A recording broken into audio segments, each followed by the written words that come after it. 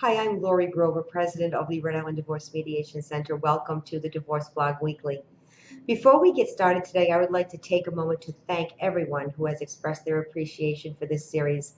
It is my pleasure to bring you information that can help you make better decisions and empower you into a better divorce. Today, I want to talk about two of the most frequently asked questions that I get from my couples regarding divorce on the financial side of things. So the first question is whether or not they need to have the refinance of their home completed or the sale of their home completed before they go to court or before their divorce is final. And the answer to that is no. One of the foundational pieces of a divorce that I've come to understand, not only through my own experience, but from working with couples over the last 11 years, is that decisions about how to handle sales and refinances should be based more on what's right for the couple. There are so many factors that play into that. Whether or not a parent has been a stay-at-home mom and needs to get back into the workplace, whether or not there are credit issues that are going to prevent them from being able to refi. So all of these factors actually play into when it's right to have a refi done or to sell a house. So there is no one answer. And I know that the typical mindset is that once a divorce is finalized, things are settled, and that's pretty much it. Families aren't that way anymore. And I have found that it's far better to work with families individually and base everything around what their needs and best interests are rather than trying to take a cookie cutter approach. So again, no, these things need to be handled in the right time for that family, not necessarily according to any particular time frame. So that's the first question. The second thing I'm often asked is the divorce going to affect my credit? The short answer to that is also no, but there are some caveats to that. One of the things that most of us face as consumers is a lack of a real deep understanding of how credit works, but there are a few things that we do know.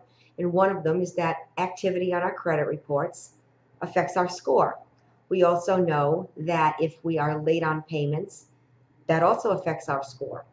For divorcing couples, it's more complicated because if there is a refinance of a home that's about to happen, people tend to shop around for mortgage rates and talk with different brokers. Every time someone does that and a credit is pulled on you, your score is going to be affected by that. So one of the things that I normally tell people if they are going to refinance their home, it's really important to align yourself with a knowledgeable broker who is experienced with divorce-related refinances because they're not like a typical refinance. And someone who has more knowledge and experience with this type of issue is going to be able to give you some guidance and insight before your credit is pulled. So that's one piece of it. With regard to consumer credit accounts, this is an area where people tend to make a lot of mistakes. There are three ways that credit accounts can be held: individually, jointly with your spouse, or individually with the spouse as an authorized user. If you have consumer accounts that are held individually, there's really not anything that you need to do with those accounts. Accounts that are joint accounts, meaning you and your spouse applied for that credit together, those accounts need to be handled differently. The first thing you need to understand is that if they carry balances, they cannot be closed until the balance is paid. If you do close an account and it's prior to a refinance happening, when that creditor goes in and closes the account, it is going to ding your credit score. So, and there is a recovery time that comes along with that. When you look at authorized user accounts, the way those accounts are set up is that the account holder is the main person on the account, and they have authorized a spouse to be an authorized user on the account. The authorized user is not responsible for the credit that's charged on the account. Basically, that still falls back onto who the account holder is. However, if the account holder has a spouse as an authorized user and they remove that authorized user, it is going to impact their credit.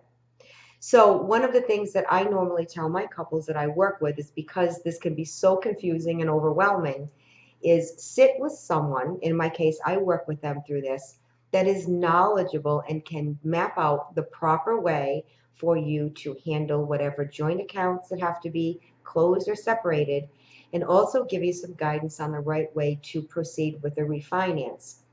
If you do it this way, it's going to potentially preserve your credit score, but it's also going to give you a better direction, but you're still going to be able to negotiate and put some things on paper as far as how you're going to separate yourselves. Finances are, in particular, the most complex and most frustrating aspect that a couple has to deal with. And it's important to know that the right steps, taken in the right order, can really put down a great foundation for you to start over, give you the best possible chance of getting the best interest rates and having a clean financial separation. So I hope this information has served you. I hope it's cleared up some of the misconceptions that you may have had, and I will look forward to seeing you on the next Divorce Blog Weekly.